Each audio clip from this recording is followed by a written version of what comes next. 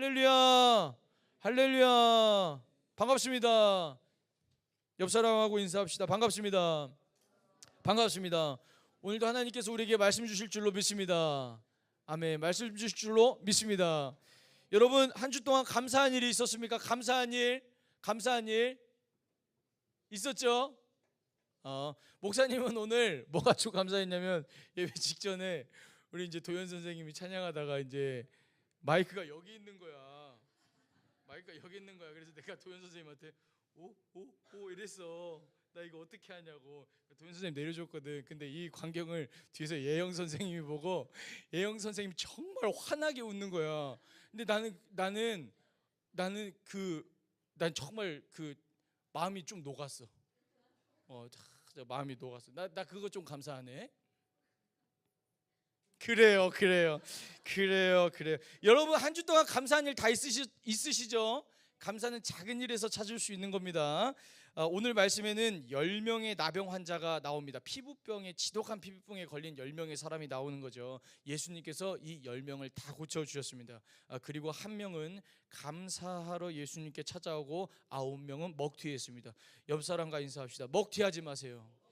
먹튀하면 안 되는 거예요. 감사는 이 한자어입니다. 감사는 한자어인데, 감은 느끼다, 마음으로 받아들이다 감자를 쓰고, 사자는 살해하다, 표현하다의 사자를 씁니다. 그래서 감사의 정의는 무엇이냐면, 고마움을 느끼고 마음으로 받아들이는 감, 그건 감이고, 표현하는 것까지가 감사입니다.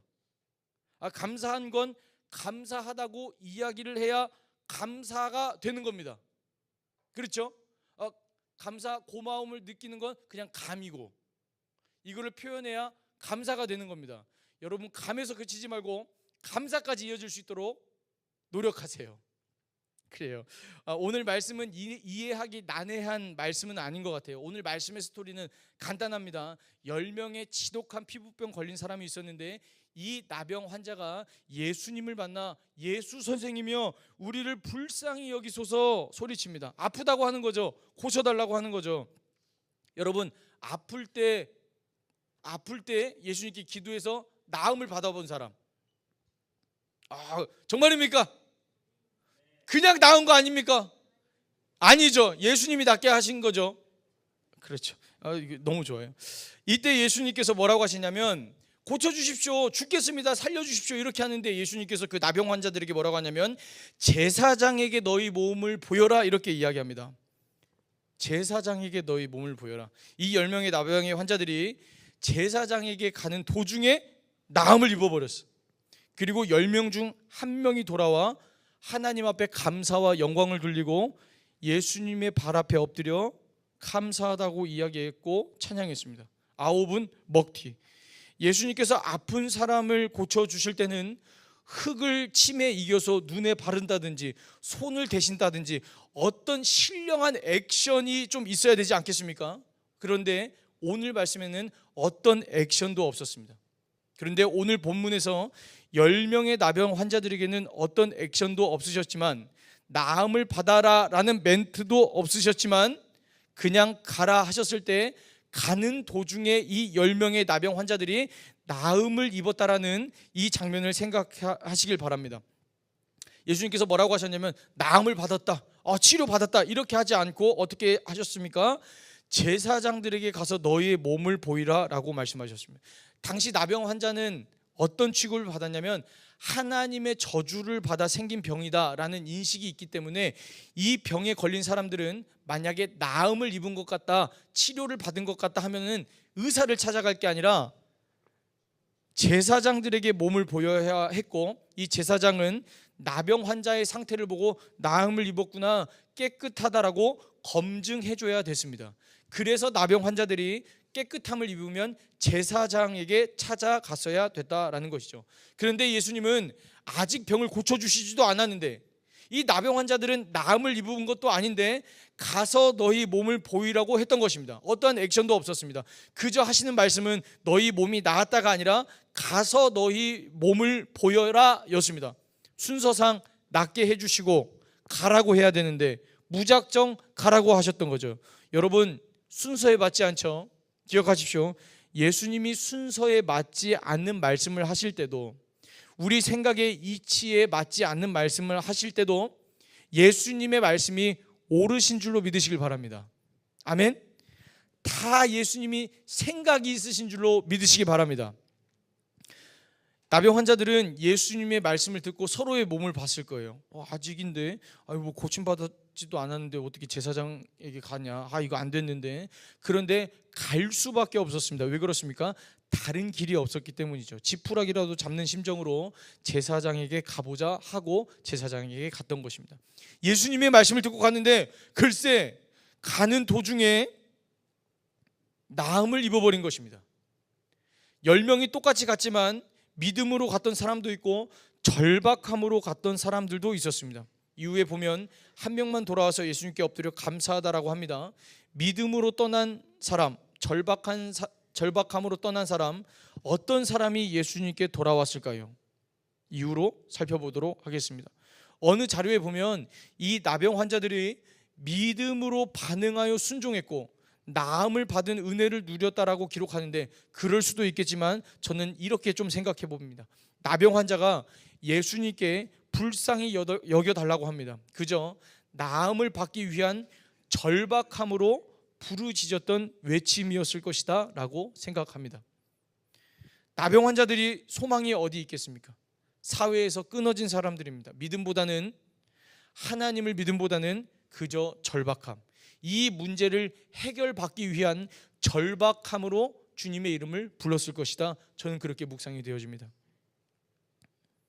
그런데 청소년교회 여러분, 기억하십시오. 믿음이 아닌 설령 절박함으로 출발한 그 걸음이라고 할지라도 하나님의 말씀을 따라가면 그곳에서 은혜를 입는다는 것입니다. 구약 성경을 보면 나병에 걸린 또 한 사람이 등장하는데 누굴까요? 나아만 장군. 나아만 장군은 아람 왕의 사람 군대 장관이었습니다. 사회적 위치가 굉장히 높은 사람, 모든 걸 다 가진 사람이었지만 나병에 걸린 고통을 겪게 됩니다. 그러다가 자기가 부리고 있는 한 여종이 이 나아만에게 그러는 거예요. 우리 이스라엘 땅에는 엘리사라는 선지자가 있는데 엘리사 곁에 있었으면 우리 나아만 장군 나음을 입었을 텐데 그런 소리를 하니까 이 나아만 장군이 지푸라기라도 잡는 그 간절함과 절박한 심정으로 먼 땅 이스라엘에 가서 하나님의 사람 엘리사를 찾아갑니다. 은 10달란트, 금 6,000개, 의복 10벌을 가지고 이스라엘을 찾아갑니다. 낫게만 해준다면 다 주고 오려고 바리바리 싸들고 들어간 거죠. 간절함입니다. 절박함입니다. 엘리사를 만납니다. 엘리사가 처방전을 주는데 그 처방전이 무엇인지 아십니까? 저기 요단강에 가서 7번 몸을 담그라는 것입니다. 몇 번입니까? 몇 번? 7번. 막 멀리서 온 이 나하만이 화딱지가 나서 이렇게 이야기합니다. 제가 읽어드릴게요. 나하만이 노하여 물러가며 이르되 내 생각에는 그가 엘리사가 내게로 와서 서서 그의 하나님 여호와의 이름을 부르고 그의 손을 그 부위 위에 흔들어 나병을 고칠까 하였도다. 무슨 말입니까? 아니 내가 여기까지 왔는데 엘리사가 나에게 와서 하나님의 신령한 이름을 부르고 영험한 액션을 취해서 나를 낫게 해야지, 요단강 들어가서 7번 들어가서 낫는다고 하면 이게 무슨 말이냐. 우리나라에 더 좋은 강이 있어. 아라바도 있고 바르발 강도 있어. 우리 강이 더 깨끗하고 좋아. 고작 여기 요단강에 7번 담그라고 화딱지가 난 겁니다. 화딱지. 그런데 옆에 있는 하인이 여기까지 왔는데 속는 셈 치고 그냥 한번 들어가 봅시다, 이렇게 제안합니다. 나아만도 어쩔 수 없지 않습니까? 그에게는 절박함이 있었던 것입니다. 절박함에 시키는 대로 요단강에 들어갔습니다. 여러분, 나아만이 하나님을 믿어서 요단강에 들어갔습니까? 그렇지 않습니다. 절박함이 들어가게 한 것입니다. 여러분, 때로는 우리의 이 삶의 문제가 절박하고 간절하면 하나님의 말씀을 따르게 하는 동력이 되기도 한다라는 것이죠. 자기 생각도 있었지만 자기 생각을 잠시 접어두고 요단강에 들어갑니다. 요단강에 몸을 담급니다. 1번, 2번, 3번 나았습니까? 4번, 5번 뾰로롱 BGM 막 들어가면 막 들어오면서 막 콩쿠츄레이션 막 나오면서 막 손끝에서부터 뭐가 나아져야 되는데, 살이 뽀얘져야 되는데, 각질이 벗겨져야 되는데 반응이 없는 것입니다. 조금씩 나아지는 것이 아닙니다. 4번, 5번, 6번 담급니다. 여전히 변화가 일어나지 않는 것입니다. 그런데 7번째 몸을 담그니 나병이 사라졌더라. 아멘. 열왕기하 5장 14절의 말씀을 함께 읽겠습니다. 시작. 나아만이 이에 내려가서 하나님의 사람의 말대로 요단강에 7번 몸을 잠그니 그의 살이 어린아이의 살같이 회복되어 깨끗하게 되었더라. 아멘. 어린아이의 살과 같이 깨끗하게 되었더라. 여러분 기억하십시오. 하나님이 7번이라고 하면 7번인 겁니다. 1번, 2번, 3번 노력으로, 열심으로, 절박함으로, 간절함으로 4번, 5번, 6번 들어갈 수 있습니다. 그런데 하나님의 말씀은 7번입니다. 하나님이 7번 정했습니다. 왜 7번입니까? 묻지도 마시고 따지지도 마십시오. 하나님이 7번이라면 7번인 겁니다. 청소년 교회 여러분 기억하십시오. 7번입니다. 옆에 사람과 인사하겠습니다. 7번입니다. 7번입니다. 내가 하고 싶은 때가 아니라, 내가 할 수 있는 만큼이 아니라, 내가 정한 만큼이 아니라 하나님이 정하신 때에 하나님이 정하신 그만큼을 채울 때 기적을 보게 된다라는 것이죠. 기억하십시오. 나아만이 하나님을 믿음으로 요단강에 들어갔습니까? 그렇게 생각하지 않습니다. 그런데도 나음을 입었습니다. 왜 그렇습니까? 7번 하나님의 말씀대로 순종했기 때문입니다. 자신의 생각을 잠시 접고 하나님의 방법을 따랐기 때문입니다. 예수님께서 말씀하실 때는 이미 이루어 놓으셨기 때문에 말씀하시는 겁니다. 여러분, 제사장에게 가라라고 하셨을 때는 이미 치료를 준비해 두셨기 때문에 가라라고 말씀하시는 것입니다. 여러분, 그것을 믿음으로 따라가든 절박함으로 따라가든 우리가 순종이라는 액션을 취하면 예수님이 이루어 놓으신 그 기적을 누릴 수 있는 것입니다. 예수님이 죄송합니다. 하나님이 천지를 창조하셨죠. 하나님이 천지를 창조하실 때 원리도 동일합니다. 페이지 처치라는 이 책에는 이렇게 적혀 있는데, 그런 글을 목사님이 읽어봤던 것 같아. 하나님은 새를 만드실 때 새야 나타나라 하지 않으시고 새야 날아라 하셨다. 나무를 만드실 때는 나무야 만들어져라가 아니라 열매를 맺어라 하셨다. 별을 만드실 때 별아 나타나라가 아니라 별아 빛나라라고 하셨다. 무슨 말씀이십니까? 하나님께서 말씀하실 때는 목적을 가지고 말씀하셨다라는 것입니다. 새를 만들기 전 하늘을 만드시고, 물고기를 만들기 전 바다를 만드시고, 나무를 만드시기 전 땅을 만드셨더라는 것이죠. 여러분, 목적만 주신 게 아닙니다. 말만 하신 게 아닙니다. 말만 하신 게 아니라 목적을 펼칠 수 있는 자리 또한 마련해 주셨더라는 것입니다. 동일합니다.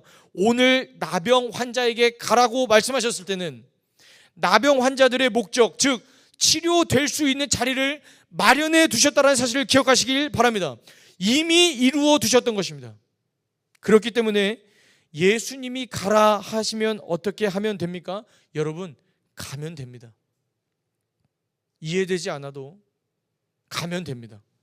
그 말씀에 믿음이든 절박함이든 따라가면 하나님이 이루신 것들을 볼 수 있을 줄로 믿습니다.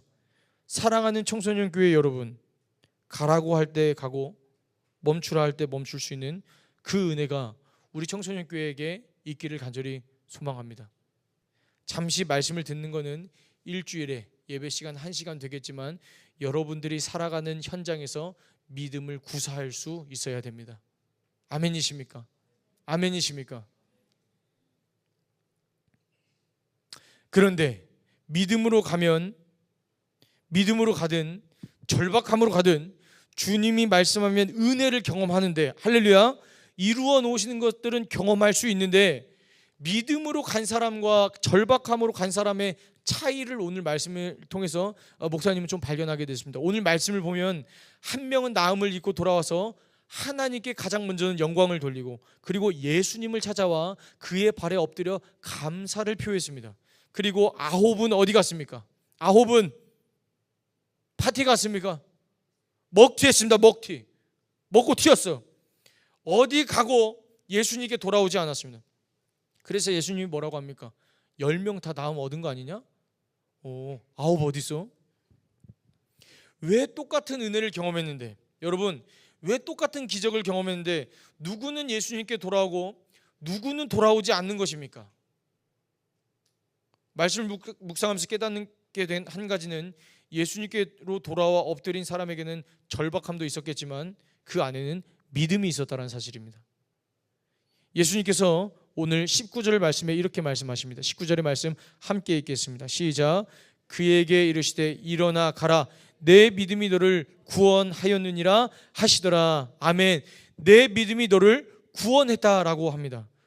내 믿음이 너를 구원했다. 절박함이 아니라 믿음이 너를 구원했다라고 이야기합니다. 예수님의 말씀에 믿음으로 반응했던 것입니다. 절박함도 있었지만 그 중심에는 믿음이 있었다라고 예수님께서 알아본 것입니다.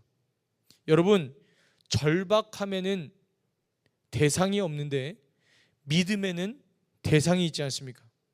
여러분들에게 믿음이 있다라는 것은 그냥 하늘을 믿고 공중을 믿는 것이 아니라, 믿음이 있다라는 것은 대상이 있다라는 것 아니겠습니까? 사랑하는 청소년교회 여러분, 우리에게는 믿음이 있습니다. 다른 말로 무엇이냐면 믿는 대상이 있더라는 것이죠. 우리 누굴 믿습니까? 하나님을 믿는 믿음이 우리에게 있는 줄로 믿습니다. 아멘.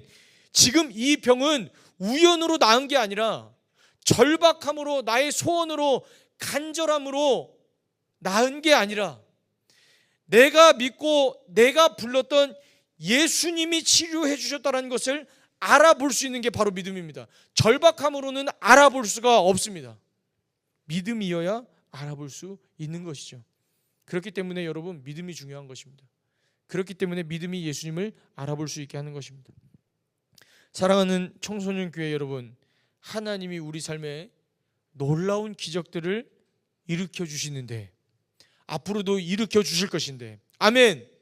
앞으로도 더 많은 기적들을, 은혜들을 일으켜 주실 것인데, 그것을 우연이 아니라, 시간이 간 게 아니라 하나님이 했구나라고 알아볼 수 있는 것은 절박함이 아니라 믿음인 줄로 믿습니다. 아멘. 아까 이나랑 또 우리 지민이 고백했죠. 아팠을 때 기도했으니 나았어요. 이건 시간이 나은 게 아니라 하나님이 낫게 해주셨어요. 이거는 믿음입니다. 아멘.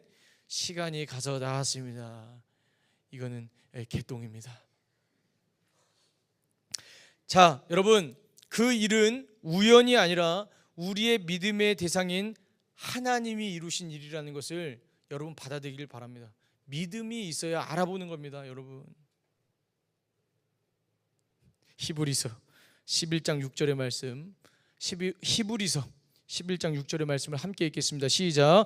믿음이 없이는 하나님을 기쁘시게 하지 못하나니 하나님께 나아가는 자는 반드시 그가 계신 것과 또한 그가 자기를 찾는 자들에게 상 주시는 이심을 믿어야 할지니라. 아멘. 하나님이 기뻐하시는 게 무엇입니까? 큰 소리로 하나님이 기뻐하시는 게 무엇입니까? 절박함이 아닙니다. 믿음입니다. 그런 의미에서 다시 한번 읽겠습니다. 시작. 믿음이 없이는 하나님을 기쁘시게 하지 못하나니 하나님께 나아가는 자는 반드시 그가 계신 것과 또한 그가 자기를 찾는 자들에게 상 주시는 이심을 믿어야 할지니라. 아멘. 여러분, 믿음이 있는 사람은 뭐라고 합니까? 반드시 그가 계신 것을 안다. 그리고 그가 자기를 찾는 자들에게 상 주시는 이심을 안다. 아멘. 나병은 그냥 나은 게 아니라 하나님께서 낫게 해주신 거구나, 예수님께서 내 말을 들어주신 거구나, 그걸 알아보는 게 여러분 믿음이라는 것이죠. 여러분 삶에 일어나는 모든 기적과 은혜는 저절로 우연으로 이루어진 것이 아닙니다. 할렐루야.